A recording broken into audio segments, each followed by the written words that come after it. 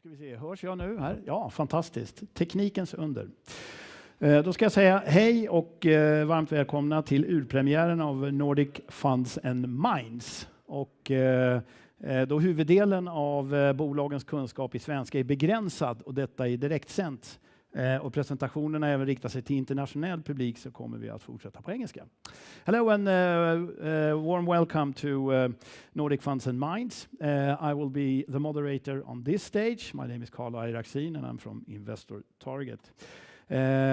This is a summit brought to you by Nordic Funds and Minds. Nordic Funds is dedicated and an experienced corporate partner who is in the forefront of providing financial solutions, meeting investors and investment objects, and I'm sure the companies won't mind me objectifying you.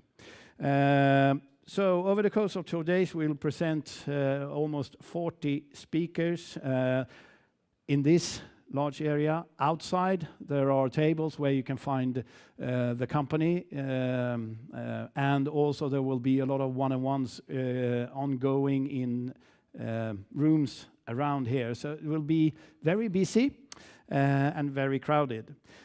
Obviously, if we study Maslow, we know that certain things are more important than other things. So I will run through them as well. 12:30, there is a lunch outside. Restrooms, you will find them in that area. And emergency exits are where we have the green figures on the door, and also you can walk down the stairs, and we will reconnect outside in the field there. I would like you to make sure that you have made your reservations, and I would appreciate it if you refrain from showing everyone your latest mobile call signal. I'm sure it's pretty cool, but keep that to yourself.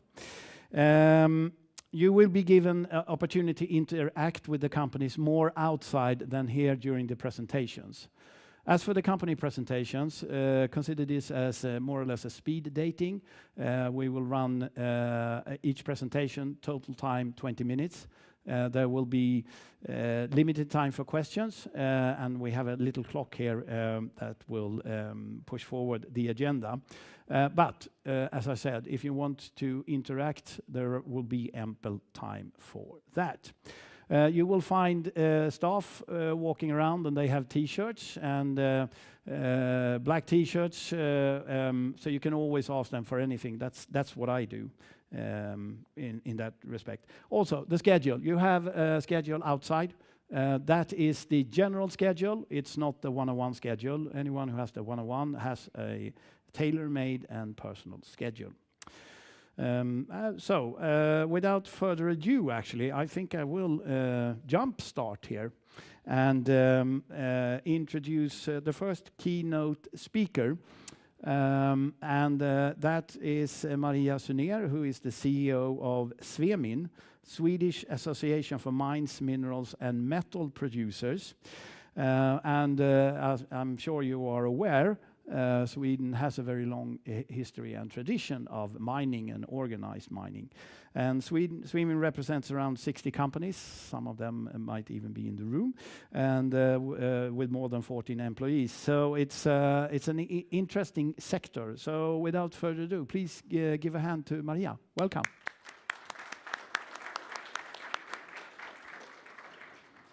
Thank you very much. Thank you. And good morning, everybody. I'm very glad to be here and to be the keynote of this very interesting conference that you're going to have here today and tomorrow. I'm going to talk a bit about Swedish mining, what's happening in Sweden right now in the mining sector. And I also thought that I leave some room for questions, if you have any further questions to me, so that we have time to have a dialogue. And as said, we are the association for the Swedish mining, mineral and metal producing sector. We have a separate organization for the steel sector in Sweden, so we cover everything that is not steel, actually. Let's see here. Is this working? Is it the green one? Yeah. And this was already said that we represent around 60 companies with around 14,000 employees that are engaged in mining technology, exploration, and mining itself. And just to give you a snapshot over our membership, I'll see if this works. Should I tell you that to shift picture?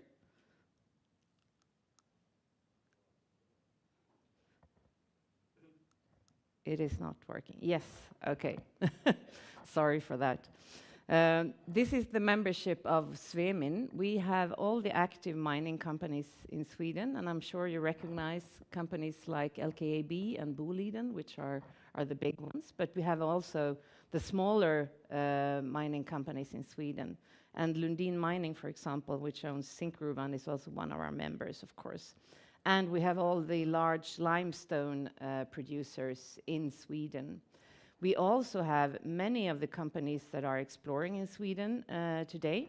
And I think actually there might be one more addition that I saw is here today that I haven't had the time to add to the picture, and that is the Swedish subsidiary of Mawson Gold that also is a member of Svemin. So I'm sure you recognize several of these companies that are exploring in Sweden and developing mines in Sweden here. And our ambition, if there are companies in the room that would be interested to join, is to have all the companies that seriously are exploring in Sweden in our membership, because we work for both today's mines and the future mines of Sweden. And we are also very glad that we have a strong anchor in the mining cluster in Sweden. I'm sure you're all aware that we have the brands like Sandvik and Epiroc that are Swedish companies, and actually together holds around 70% of the world market for underground equipment. So this is a very strong mining cluster in Sweden, where we also work quite closely together, especially in research and innovation. So many of the Swedish active mines are really test beds for the future technology of Epiroc, Sandvik, ABB, and the other big technology providers. And I think this creates a very strong mining environment in Sweden. And of course, we have a long history of mining. Today, Sweden has 13 mines that are active, and I guess you could say only 13 mines. But we are glad at least that we got one new addition last year, a small gold mine, Botnia Exploration, opened this year actually. And we hope to see more mines opening in Sweden in the coming years. This opening of Fäbodtjärn in Botnia Exploration was actually the first mine to open in more than 10 years in Sweden. So this was really a milestone that we actually saw this happening. But we have more mines that are in the process of both permitting, but also to finance fully permitted mines in order to open moving ahead. But as I said, Sweden is already actually, even if we are not big in the global perspective, we are not big compared to Australia or Canada. But if you look at the European perspective, we are the #1 mining nation for metal and mineral mining in Europe. And we produce substantial shares already of iron ore and the base metals that are produced within Europe. So together with Finland, we are a quite strong Nordic mining cluster, really up here. And as you can see, for example, iron ore, Sweden produces more than 90% of all the iron ore that is produced within Europe. But anyhow, Europe needs to import around 70% or more of the iron ore that Europe needs for its steel making. So this is really the situation today. And we have a long history, as was said here. I'm sorry, this is partly in Swedish, but in the beginning, the year 1900, Sweden had around 250 mines that were active in Sweden. And now we have 13, as I said earlier. But if you look at the production, which is on the other graph, you can see how that has increased a lot. So today we have highly productive mines and much larger mines than we used to have in history. So Sweden has had a development within mining for a long time, but we have always had the mines here. It's not like many other jurisdictions in Europe that have had mines in the past and now are trying to restart a mining sector with the Critical Raw Material Act and the things that are happening, but don't have the history. So we really have the history here in Sweden. And also, the mining sector, I wouldn't say it's the biggest sector of the Swedish economy, because we have a very diversified economy in Sweden, but it is a substantial share of the Swedish economy.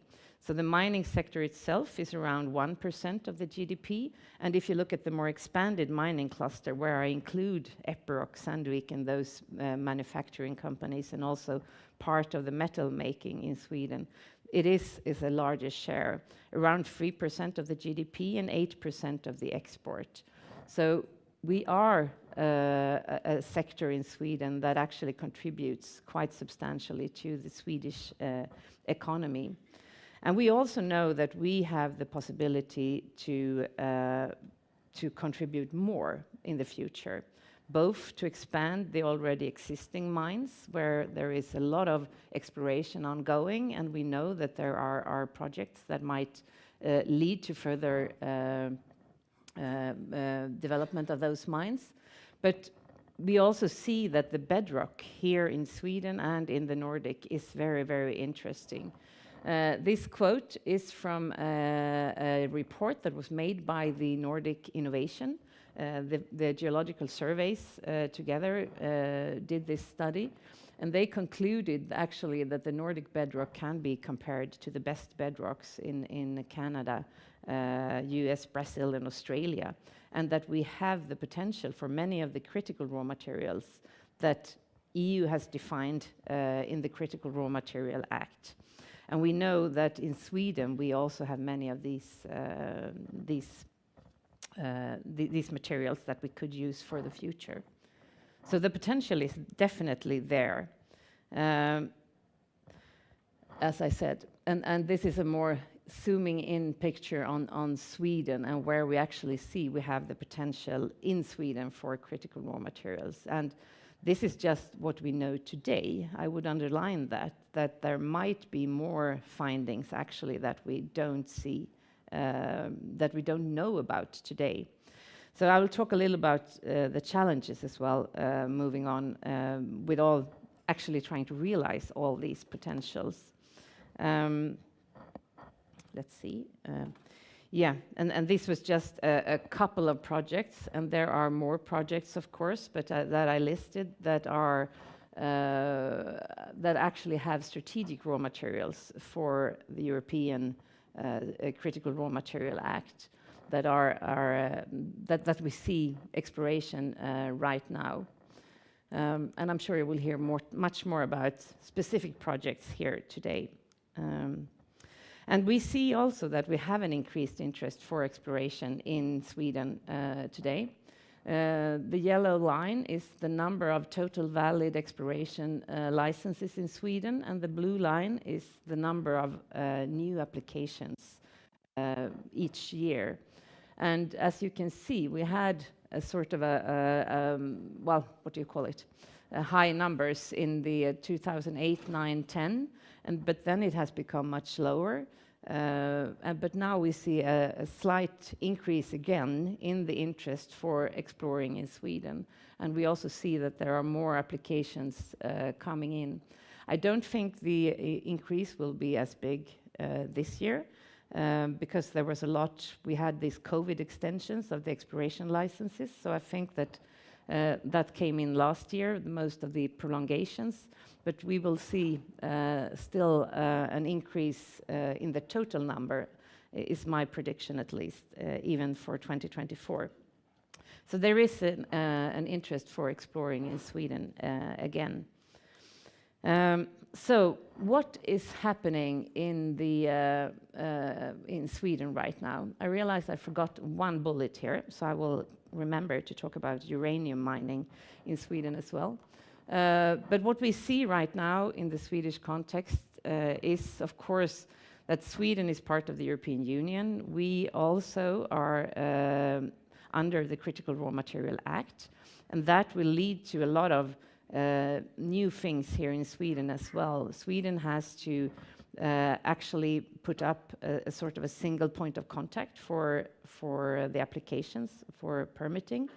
They will need to adhere to the timelines that has been introduced under the Critical Raw Material Act, which is 27 months for the mining projects. But we also see there is a lot of things happening on the Swedish side. The government today is very ambitious and want to make simplifications in the permitting procedures. We have already it feels like this is not working really, like that they are actually doing simplifications today. What I call here Lex Laver is actually the clarification that you can get a mining concession without having an Natura 2000 permit already, which entered into force the 1st of July this year. We have also seen how they have done simplifications for the exploration companies when it comes to off-road driving, deep drilling, etc. And we know that there are more things in the pipeline. We have a public investigation that is going to propose more simplifications in December this year, and our hope from the Swedish Mining Association, and that we also constantly tell our politicians in the dialogue we have, is that this needs to be implemented very fast.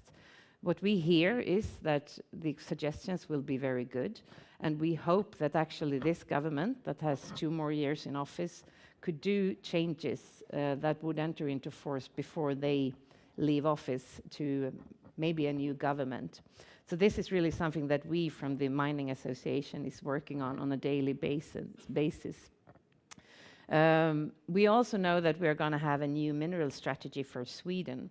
The last one was from 2013, and to be honest, that hasn't been followed up so much. And I think this government that has more ambition, they want to make this mineral strategy something where you actually have targets for the sector moving forward.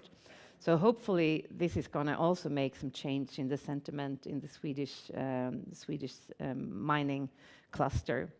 So hopefully this together will make a positive outcome for Sweden.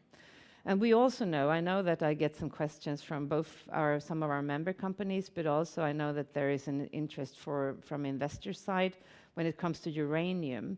Today, Sweden has a ban on exploring and mining for uranium, but with the current government that is very much pro-nuclear and that they want to see more nuclear in Sweden, they have the ambition to actually take that ban out and make it possible to both explore and mine for uranium in Sweden moving ahead. And actually, I had hoped that the proposal would have come already, but I know that they are also trying to time this with other changes in the Nuclear Act, for example, under which the nuclear part is falling. So our hope is that this will materialize quite soon, and that we will see what the Swedish government wants to do with this ban. But I would say that the direction is very clear. They will lift the ban on exploration and mining. But there are maybe some details that you need to sort out on exactly how to do this from a legislative way. So this is what we see in the pipeline right now. We also have other very important suggestions or propositions that will come from the government in the coming year here. We know that we will have an infrastructure bill coming. I think it's actually already in October that we will see that. And of course, infrastructure to get the products out is extremely important. I'm sure that you all have heard about the problems that has been in the north of Sweden around the Malmbanan, the railway that both Kaunis Iron and LKAB is using to get their products out. And our hope is that there will be actually investments that are announced into these specific parts of Sweden. Research and innovation is another bill that we are expecting right now. And we hope also that that will actually have a more targeted approach where you actually give more money to the research and innovation in the mining and mineral sector. And we are also, of course, closely following the energy sector, because if you don't have the energy, it's very hard to get your products up and out as well. So in Sweden, there is a lot of things happening. And I'm also sure that you know about the Critical Raw Material Act. The strategic projects under there will have this faster timelines. But as I understood it, what I heard just last week here is that the European Union was, but they were surprised by all the applications they got. I think they got 170 applications for strategic projects, and they had expected around 50. So the first ambition was to have that ready and actually to point to which projects would be nominated as strategic in the end of this year. But as I understand it, it's delayed until March somewhere next year.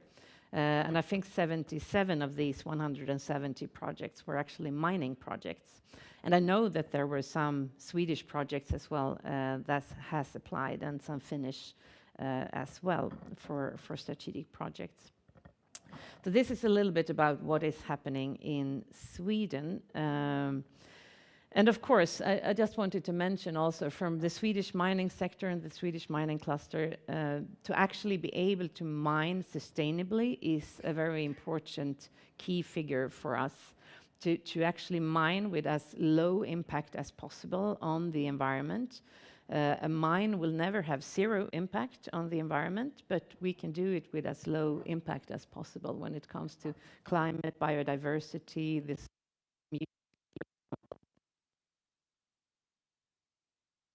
work a lot on health and safety and other issues as well. So sustainability is always a very important focus for the Swedish mining sector, and where we also work a lot in the research and innovation area. So I think we have a lot to offer when it comes to this. So just to sum up, I would say that Sweden is a front runner in sustainable mining.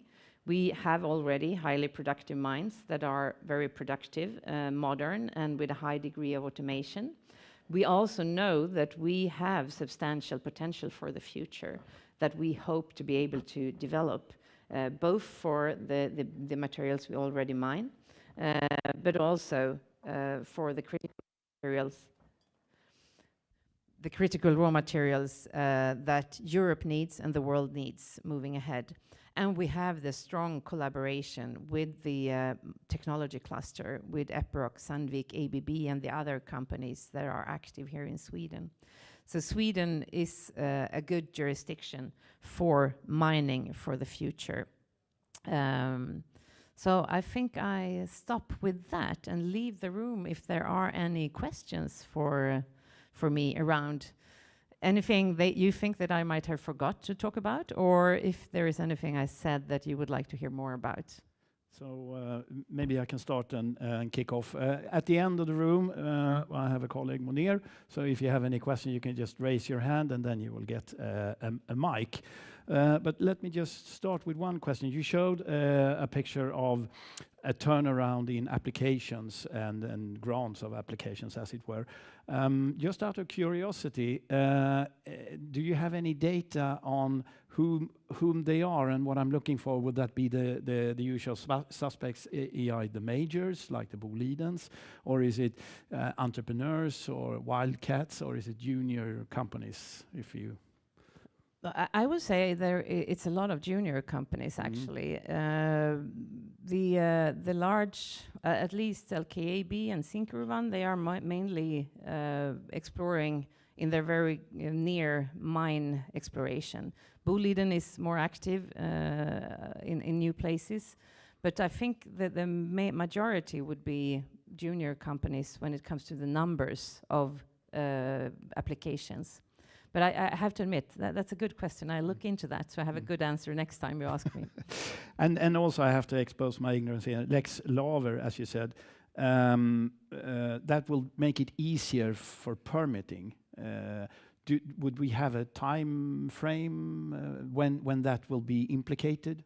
or is it actually working now, so anyone here would be able to use Lex Laver? Yes, it's already implemented from the 1st of July this year. I mean, I'm sure most people here know about the procedures. I mean, after you have your exploration licenses for up to 15 years, you have to apply for a mining concession. And it's in that phase where that becomes important, because there we have several projects that has been halted here in Sweden due to the fact that the mining inspectorate had made the judgment that if you affect a Nature 2000 area, which is sort of a nature conservation area, you had to have a permit for that before you could get your mining concession. So it became sort of a catch-22, because you don't have enough information on the actual layout of your mining operations at that stage. So now it's said that that will come after in the environmental permitting procedure instead. So it's not that you don't need to have it, but you will be able to get it afterwards, after you have your mining concession, and so has secured your access to the resource. So in summary, it's more logical. It's also a quicker process, and it will then, in a way, lower the financial risk for anyone who applies. Would that be a fair statement? Yes, it would. And also you mentioned a new mining strategy, and yet again I apologize, I have to expose my ignorance here, but it sounded like, could you just remind me, this is the new, and the old one was from when? 2013. Okay, all right. I think what we can hope for, I mean, we had a roundtable with the government where many of Svemin members also joined in March already, and they kicked this off, but still it hasn't materialized. And I think now the government, they are having many strategies that they are going to produce. There is also one overarching industrial strategy, and I think what they will target in this mineral strategy will be things that are very typical or specifically important for the mining sector or the mineral sector. So I think that they are waiting until they have finalized the other strategy until they will put forward the mineral strategy. But my hope is that we will see some sort of targets, like if you look at the Australian or the Canadian mineral strategies, where they actually, from the politicians' side, say that we want to see more mines, we want to see an expansion, we want to see a development of this sector in our country. So, and I think that is very important political signals, because I would say since the last mineral strategy, the sentiment from the policy side has been very much the opposite, that the mining sector has been on the decline. But so I think it's important for the politicians to actually manifest that they want to see more mines in Sweden. And I think we have that promise from our politicians that are very active in doing things that will make it easier to mine in Sweden in the future.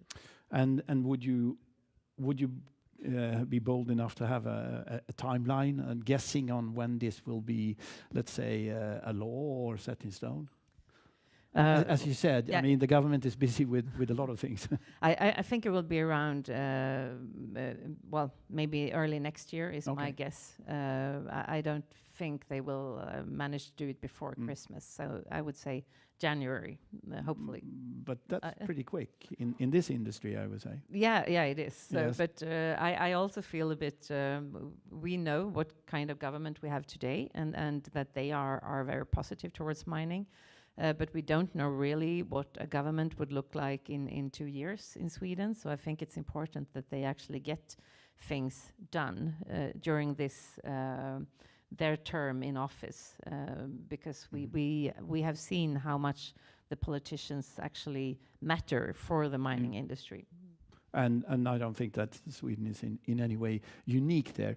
Looking out if there are any questions. Yep. Please go ahead. Thank you so much. Very informative presentation.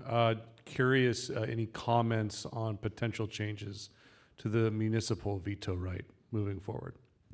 Yeah, you mean for uranium mining specifically? I think that is one of the things that is making this take a little bit longer time, because they are thinking around how they will handle the municipality veto for uranium mining. Or actually, it's a veto against nuclear activities. So it's not specifically uranium mining, it's more if you have a nuclear power plant, of course, that also kicks in. So I think that is the big discussion within the government right now, how to handle the municipality veto. And that's not only in the Minerals Act, that's also in the Nuclear Act. So that's why it takes some more time. I think that to put uranium back to be a concession mineral, that's the easy part, and that for sure they will do, so it will be possible to explore and also mine in the future. So I think the tricky bit is around the veto that they are thinking about. I don't dare to guess on where that will end. But of course, from Svemin perspective, we would like to see that, I mean, this kind of vetoing is not very good when it comes to things that are important for the society in general. We see what's happening in Sweden when it comes to the veto on wind power, for example. That is also quite damaging for the sector. So hopefully they will do something about this. I think we had a question over there, yes. So.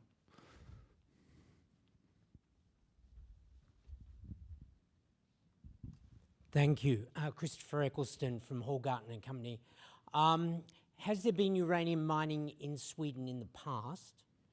And is the political opposition still opposed to uranium? So if there is a change of government, it might be approved in the short term and then overturned in the medium term. I'd like your thoughts on that. Yeah, that is actually, yes, there has been uranium mining in history in Sweden. And I think that is part of the problem, actually. That, I mean, that was in the 1960s. So that was a long time ago. And that has not been handled very well when it comes to reclamation and actually restoring the grounds. So I think that is part of the problem. Maybe not all of you know, but I mean, Sweden has for decades had a very complicated relationship to nuclear power. We had the referendum in 1980, so it's been a lot of polarization around nuclear power, and that spills over on uranium mining as well. So I think we still have, I'm a bit afraid that this will stir up commotion from the political side. Hopefully, we will be able to find a common ground. The Green Party will always be in opposition of uranium mining. I'm quite sure about that. But I hope that the other parties that might be part of another governmental coalition would have a more moderate position. And my hope is that if there is a change that they can accept, that will be that there will be no changes moving ahead. And while we're looking out for more questions there, I just like to get my head around Svemin as an organization here. Obviously, you're on top of the legislations, and I can see you as an interpreter of rules and regulations, not only to your members, but in general. But are you in any shape and form actively lobbying for the government, or to the government and the parliament when it comes to rules and regulations and changing here? That is sort of what we do. Yeah. No, I would say. And how does it work? No, but of course, I mean, we are representing our members towards the Swedish policymakers, both in Sweden, but also in the European perspective, because Sweden is affected by everything that has happened on the European level. So we work through our organization Euromines, but also on our own towards the European legislation. And I think, I mean, we have quite a lot of dialogue with the policymakers on all levels. And that is really, as an organization, how you have to work. You need to have a dialogue with the ministers and the commissioners, but you also need to talk to their staff and also the non-political staff. So I guess that is how we do it. But if you look at Svemin and what we do, that is one part of what we do. The other things is also actually establishing networks with our membership, and also exchange of of experiences. I mean, that is also a very important part to make that possible. And for an example, which I think is very interesting for people here, we have a quite active exploration committee in Svemin, and we actually have the chairman, Johannes from EMX here today. So he's the chairman of our exploration committee in Svemin. So, and I think that is also very much part of what we do, to actually talk to our members and to make our members talk to each other and exchange experiences on how to work in the Swedish context. So if one summarizes here, then obviously if one would like to be a part of that network among all those illustrious companies, then they should seek out you Exactly. during this day. Yes, exactly. And you can also find the information on our webpage. And actually, we want to have junior exploration companies as our members, so the fee is very low to join if you're a junior company. And one final question, if we don't have anyone from the floor, and that is, how do you fit in the cog of the EU? That there will be similar Svemin, but in Germany and stuff like that. Well, as I said, actually, I mean, we are big.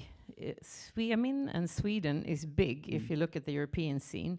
We have no counterpart really in Germany, not for metal mining. They look more at coal mining. I would say we have Finland, we have Spain, we have a little bit in Eastern Europe. So I think that if you look at the Svemin and the Swedish position in Euromines, for example, we are quite strong. Today we have also Swedish chairman of Euromines, Jan Moström, the CEO of LKAB. So I think the Swedish mining sector is quite important and influential on the European level if you want to talk mining. But of course, mining in the European context is quite unknown. We started to go to Brussels, that was more than 2 years ago, talking ahead of the Critical Raw Material Act. And actually, we got questions from people within the Commission looking at us and saying, mining in Sweden? I didn't know we had that. Or, you know, like, do you mine in Congo?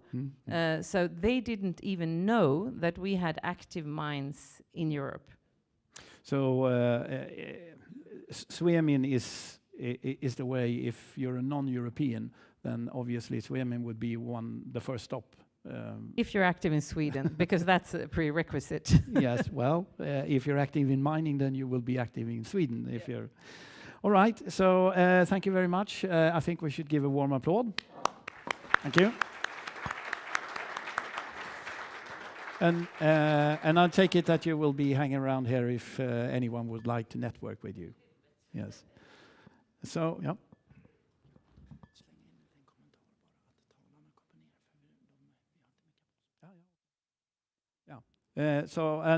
Also now we're waiting for the next speaker, and also if I can remind all the continuous speakers, if you could just pop by the technician table, and you will be up-micked. But without further ado, it is high time to introduce Amex Exploration. So please enter the stage.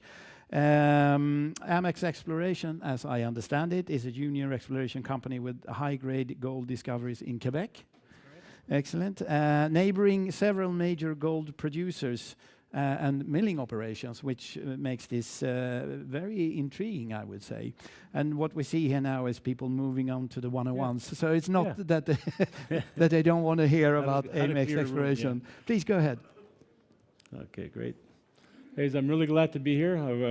It's one of our Amex Exploration is really one of the most advanced stories in Canada, in Quebec.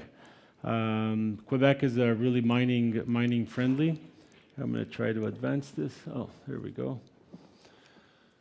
So we always have to talk about this: the qualified person and third-party data. All that is in our it's all in our site, so you can always go there and go see it. So we'll start with the corporate structure and the analyst coverage. For a junior exploration company, I think it's quite nice to see that there's 4 different analysts that are covering us. So you got Canaccord, Haywood, Ventum, and also National Bank. What you see at the bottom on the right-hand side is that Eco logo. It's basically a Quebec shows that we're part of the Eco Logo, which is part of the Environmental Act in Quebec. We look at our share structure. We currently have around 115 million shares out.